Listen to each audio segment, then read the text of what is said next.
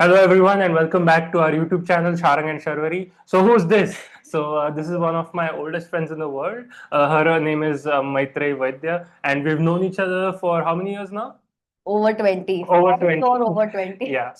We she we were talking about our YouTube channel and she suggested a pretty interesting idea because we were talking about an earlier video where we were talking about marriage and things like that. And Maitri has a completely different perspective on things. And I said, hey, it's always nice to hear some different perspectives. And it's important to hear the other side. Yeah. So, Maitreyi, introduce yourself and what you want to talk about. Floor is yours. Absolutely. First of all, hi everyone. Here I am. I think I'm badging into Sharang and Sharvari's YouTube channel.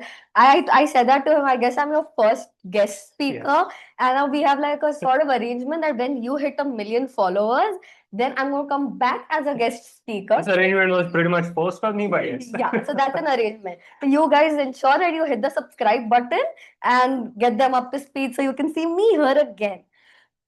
Yes. So, for everybody who does not know me, hi, I am Maitreyee Vaidya.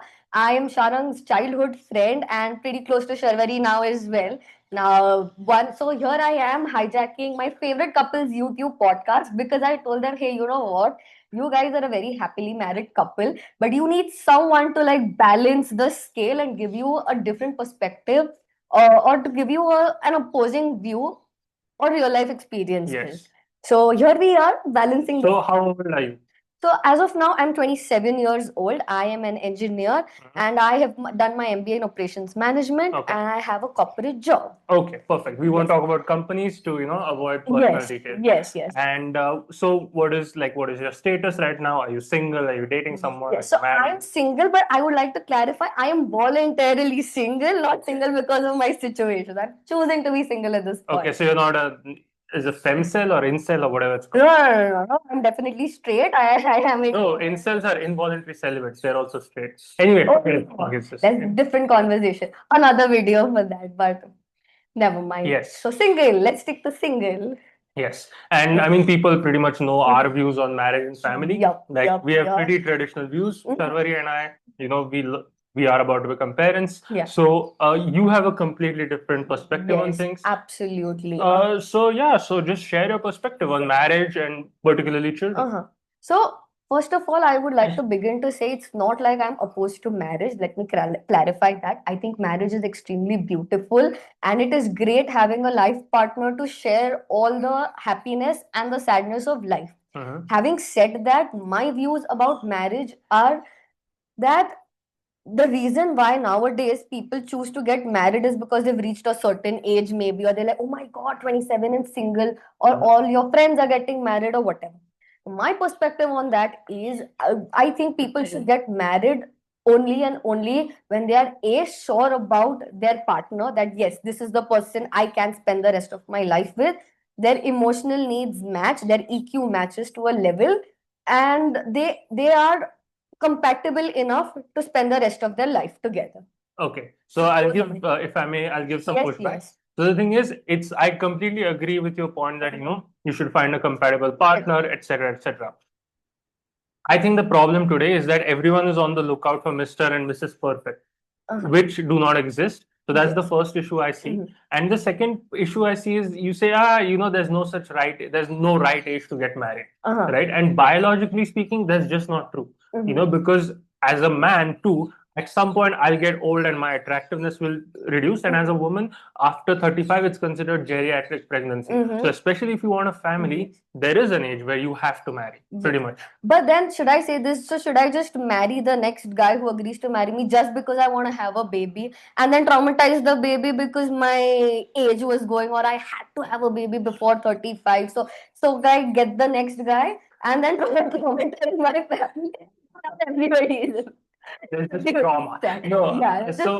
So what I feel is, like, personally, I mean, of course it's your life, so I'm not here dictating what you should do. But what I believe is that you will have options, right? But then at some point you have to have reasonable standards. Like, I waiting for Katrina Kaif is insane, right? That's never happening. So I have to be like, okay, who's available, who is interested in me, and no one's perfect. I'm not perfect, so yeah, I'll just pick the best option out of what's available. Great. But you know what? Somewhere I think I saw a meme or somewhere that all men are red flags. Choose your shade of red, like you are maroon or blood red or whatever. So my point in terms of compatibility was, yes, of course, you never get someone. Even I'm 100% perfect. I will probably not get someone who is 100% perfect. But I know my non-negotiables and I know the negotiables. Right. For example, there are certain parameters that I'm not willing to compromise. Are you comfortable discussing those? Yeah. For example, like a very simple parameter, I don't smoke. I have allergic asthma. So I am asthmatic and I cannot live with someone who smokes maybe 2 or 3 times a day. Pretty reasonable. Not unreasonable. Now, when I'm looking and if I get a partner and he says that, I'm going to smoke anyway, you deal with it. Then my response to that would be is like, yes, even though my age is going or whatever, I just know that this man is not someone I am compatible with or I can live with easily. Yes. So I will rule him out even though my age is going or whatever it is. Because I feel that unless I'm not 100% sure, I do not want to make a commitment just because my age of having children is going away. Yes.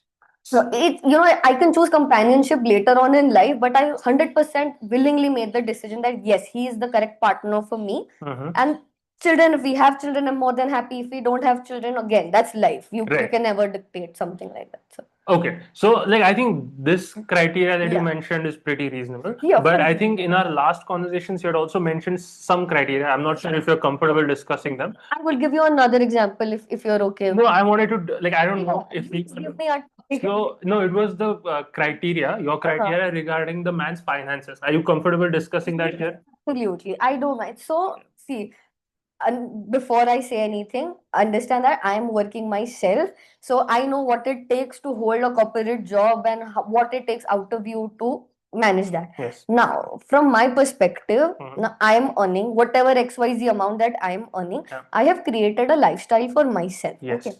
And then what I can do is I'm ready to compromise in case he is not matching in finances or whatever. But then he needs to have some vision that here we are today and here is where I want to be in 5 years. Because I'll tell you my perspective. If I'm used to a certain lifestyle, okay, and I'm ready, okay, I'll manage, I'll do this, I'll do that. Starting 5 months, 6 months, 1 year, I'll adjust to everything. Yes. And then I will feel dissatisfied. Maybe not purposely. It's not like I'm trying to be dissatisfied. Or maybe I wanted to eat out at a nice restaurant and he says no, we can't afford that. Maybe I wanted to take a trip and he says no, we can't afford that.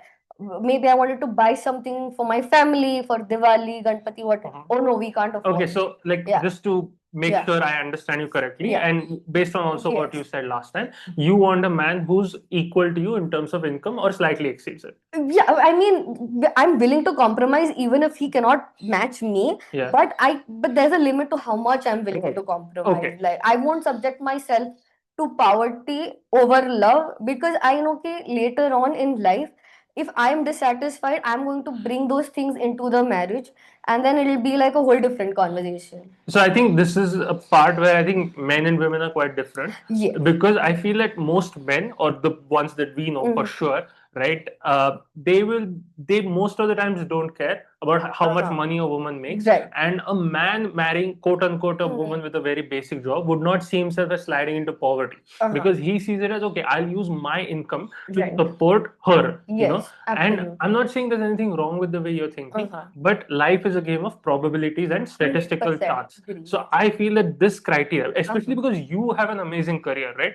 Like you're not amazing. Okay, she's being honest, but no, she really has an amazing career, and I've seen her work her butt off for her success. Right, so she has a great career with a great package. So to get those kind of men, you're still aiming at the upper echelons, and those men have access to a lot more women. So they don't care about the package. Absolutely, they care about like some other things like height or attractiveness or something like that. So this is what I meant by unreasonable standards is that this is just reducing your chances on the dating and marriage market. That's it. Maybe, but then again, like I said, just for my dating pool to be bigger, if I compromise on everything. Now, if for example you see me have a particular lifestyle. Yes. You be my friend from so many years, know exactly how hard I have worked, Yes. get that lifestyle, and nobody is sponsoring that. But what I'm saying is you can sponsor both. Like there is a future. Yeah, 100%. So what I'm saying is you can be the primary breadwinner and you can Yes. sponsor your husband's and your own life. 100%. I am open to that, but this is a personal experience I would like to share from one of my friends from my previous organization. Right. So earlier they were doing 50-50, XYZ, Yeah. whatever. And then when she was pregnant, okay, now see, you talk about biology a lot. Yes, yes. So if I choose to give birth to our children, Yes. and if I am the primary breadwinner, Yes. and if for XYZ reason, let's just say a medical condition or whatever it is, I choose to take a break and say, Yes. like, no, my health right now is not allowing me to take such an intense job. I cannot work those hours. It's just too much pressure. I need to focus on my baby myself. Or I just want to take a couple of years off, like get settled in, spend some time with my babies because I've worked hard my entire life. Yes. In that situation, Yes. when I'm not the primary breadwinner for something that is out of my control, what if I get put on bed rest? What if I get laid off? Right, right. So in that case, if I have a partner who's equal, maybe earning more or less, or a little less than me, it's still okay because Right. I know that we'll be fine. Right. But if I'm the sole breadwinner and I land up in that situation, so Or let's say a primary breadwinner, Yeah, like primary like breadwinner. let's say like to exist in India, Yeah. you need around 20 to 25K to just survive, right? Yes. Basic. So Actually, in a city like Mumbai, even that is not enough. okay, but let's say around, like I'm talking basic, like 30K. Let's settle at 30K. okay, fine, fair enough. Let's say 30K. 30K. But I don't think, I mean, correct me if I'm Yeah. wrong, but I don't think you'd be okay with even a man just earning the bare minimum of 30K, which is enough to sustain you in that period. Point is, Would you be okay, yes or no? see, I would be okay in an extent where we are not living paycheck to paycheck. For Right. example, he's earning 30K, but we're living in his parents' house is paid off. Right, right. We have help, or we have family to help us through things, Right. or we can sail by, then I would be okay with it. Okay. But if we are already living paycheck to paycheck and finances are very, very crunched, if one paycheck doesn't come in, we are in hot water. Right. In that situation, sorry, I can't do it. Call me a gold digger, call me whatever, No, I'm fine. Look, this is no, like I'm not here to pass Right. any kind of judgment, especially not on my childhood. But it's more like it's biology, right? Yeah, So it is there is biology. female hypergamy and things like that. Yeah. I'm just saying that the same way your choice exercises on the market, right? The same way male choice also plays a big role on the market. It does. And like we know this from personal experience. Yeah. Correct me if I'm wrong. When a woman is in her early 20s, she has her pick, right? It's pretty much like she can marry whoever she wants. 18 to 25, I would say, is like the time to be The a time, woman. yeah. The time to be one. Everybody is like lining up. Yeah. Whereas this power dynamic flips when you get to 30, 35. Yes. Because men in their 30s, they look, not in terms of Yes. look good, but also they are considered very attractive by their younger cohort. So a 25-year-old woman is still quite likely to find a 35-year-old man extremely attractive. Yeah. And he has those 10 years to build an amazing career and do the things that women find attractive. Right. But the same way men don't really find, like, so they did a study and they try to correlate a woman's attractiveness with her career. So as a woman's career increases, there's no increase in her perceived attraction. Right. Understood. So these are the two factors which play, and there's nothing wrong. It's just that makes sense, and I agree with you to an extent. Yes. But if you see things from my perspective, yes, it is fine. I mean, so what big deal? yeah, there's no I find a man who is supportive or someone who I can live with, great. Yeah. If I don't find a man who is supportive or who I know I can live with, I'm also perfectly fine with that. You know why? Because I would rather be single and unmarried than be in a very, very toxic situation or in a situation where I'm in an abusive partner But or with a family that is very patriarchal or maybe for dowry death or whatever. Okay, so I feel like what I feel Yeah. is you're oscillating between two extreme positions. It's like life is usually not a choice between the frying pan and the fire. So I would say there is also an alternative scenario, which in terms of probability is much more realistic. Right. Which is where you're just married to a regular guy like you are, and he has his flaws like you do, pretty much. You know what I mean? Like coming from like in a career also, I'll tell you, every time they tell you that you should always hope for the best day or like the best case scenario, but you should also always be prepared for your worst case scenario always. And it is not being negative or something, it is just like logically how you said, of course not every day will be a bad day, Yeah. but not every day will be a good day either. But it makes much more sense to aim for the scenario which is the most realistic. Yes, 100%. But you have to also think about it from all perspectives. Okay. Because it is very predominant in our country as of now. And I have come across people, or I have friends who've come across such situations, even though they got married in like very well-to-do families and very educated families or whatever. So you never know what life will throw at you. Okay. So that's my perspective. No, hey, fair enough. And like the thing is, why I invited her on the podcast is this is a completely different perspective. And like, I'm not sure if most women think like you do. I'm not sure. I have not done that analysis. But I feel that this is at least an explanation of the thought process that goes into the fact that why women are unmarried, right? And because I lived 6 years in Germany, I was exposed to a completely different perspective. Yes, and that is because I personally came across many women who they came into their late 30s, right? Okay. And these were brilliant women, by the way. So they had amazing careers. They were good looking even until 35, and they pretty much had everything except a family and kids,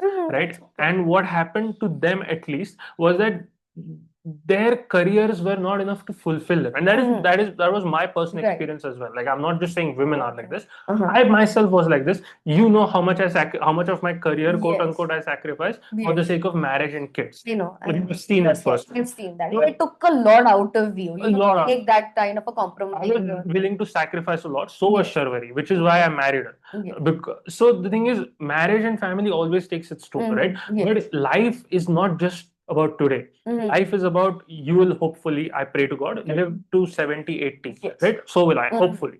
So up to 30, 35, our careers are pretty much set. And then the giant question looms, what else? And the thing is, there are things which are beyond explanation. And those are things like having a family, having someone to come back to. And again, I don't want to be rude, offensive, but one day our parents won't be there, right? They will pass on. And then the question is, what then? And you've experienced how friendships tend to deteriorate with age. So friendships in their 20s and friendships in your late 30s are at a different ballgame. So, and it's not because someone's doing it personally, because life is happening for everyone. Life is happening for you, for me. But having said that, one thing I would like to say is that, see, for you, maybe family is that important that you need to have a child or you need to have a partner. Yes. Some people have a very different EQ, wherein, for example, if you ask me, would I like to have a family or a partner? 100%, that's great. But having said that, I would 100% be absolutely okay without having a family and a partner as well. Yes. Because I have other things, hobbies, maybe a group of like-minded women or my friend circle or whatever it is. So I will find fulfillment in other things that I do, which are not primarily just marriage or just children or whatever. Right. So no, I completely get why you feel this way, and it's completely reasonable actually that you feel this way. Maybe I'm 40 and I don't have a husband and I don't have children. You know what? I still have a lot of potential in me, and I have a lot of vision and purpose, drive to do something better, to change things around me, and I could still be a great addition to society otherwise as well. Okay, so can we just pause it for a moment? Okay. So yeah, so I think this is your perspective on the whole matter, and I completely understand why you feel this way. Right? And most women, not most, I don't know, a lot of women in their early 20s or late 20s feel this way. It's just that there is a possibility or a probability that you may change your opinion as you get older, which may happen. Yeah, absolutely. So I think, because one thing again I would like to point is, if you see my grandmother's time or my mother's time, men were considered primary breadwinners. So women were at a fiscal disadvantage, where many women especially, could not get out of toxic situations or abusive situations because they didn't have any power with them, any financial power. Now, as generations moved ahead, they tell us, nahi, beti bachao, beti padhao, that no, you are a strong individual and you are a great addition to society, even if you are not married, even if you do not have kids. There are many things that you can do. Maybe aid women who are married, help someone take care of the child. For example, if tomorrow you need to babysit for some time, I would show up like, yeah, send me to Maitreyee. will handle. So, for example, so it doesn't mean that you don't have any value. You are still, you have ambition, you're a great person, you have your views, your opinions, and you can do great things. Yeah. With a family, great. Without a family, also great. Yes. Doesn't matter. So I think this is a great place to conclude. I think I don't have. Okay, one last point I forgot to add is like I would like to make the socio-evolutionary case for marriage, right? Because if you see, the institution of marriage has come about organically in every society. Yes. So no matter which society you go to, which country you go to, they all have a concept of marriage, which would indicate that at the level of statistics and at the level of society, it obviously plays a very important role in societal organization, and it seems to make most people happy. So it's still a thing that I think works for most people. Of course, there will be outliers. So if you see statistics, most married men are happy, but most single women are happy. Yeah, so I have. Yeah, so that also exists. So right? I think, but the thing is, how do you quantify happiness, right? And it's like for most of them, they are surveys, right? They ask, "Hey, are you happy? Are you not happy?" And it's like, what? So it's like I don't believe them, because there is definitely, like, in today's world, there is definitely an agenda which is pushing like things one way, and it's definitely against family ideas. So I don't know about that. Not so. In case even if we don't see marriage itself, later on maybe there's companionship also, which is not identified by marriage only. So many couples, they date each other. Some couples live with each other. Some choose to get married. Some don't choose to get married. So maybe I'm 35, 40. Even if I'm not married, that does not equate to me not having a companion or me not having a partner at times. For sure. But then your ability to get one will decrease radically with age. Yeah, so by statistics, again, like I said, if I get one, I'm more than happy. If I do not get one for whatever reason, also I'm happy with the way I'm living my life right now. No, that's fair enough. And like I'm not sure about the happiness statistics. No, because it's difficult to quantify happiness, I think. Yeah. But what is pretty obviously true is, there are certain key institutions which exist and they're beneficial to society, and I think marriage is one of them. But I think that's a good place from my side to end. If you want to have concluded remarks. Say that previously in the previous years things were done differently, but we as a society grew. We understood child marriages used to be one thing, like, so we understood, like, no, this is wrong, and then we later evolved into thinking into different perspectives and saying no, like 18 is the limit or whatever. So all I'm saying that we are socio-economically an evolving society. So even though marriage is great, now the parameters for marriage have changed, companionship or happiness or whatever it is. So we can't be as rigid. So I mean, the world is a big place and we're free citizens of a very beautiful country. We should do what's best for ourselves and see what's best for you, not what somebody else wants you to do, is where I would like to end this. No, that I agree 100%. So thank you, Maitreyee, for sharing your perspective. I'm manifesting 1 million followers, because then I'm going to come back on this portal next time, hopefully when Sharvari is here, because then I'll be third wheeling my favorite couple again. Okay, like, share, subscribe. Bye.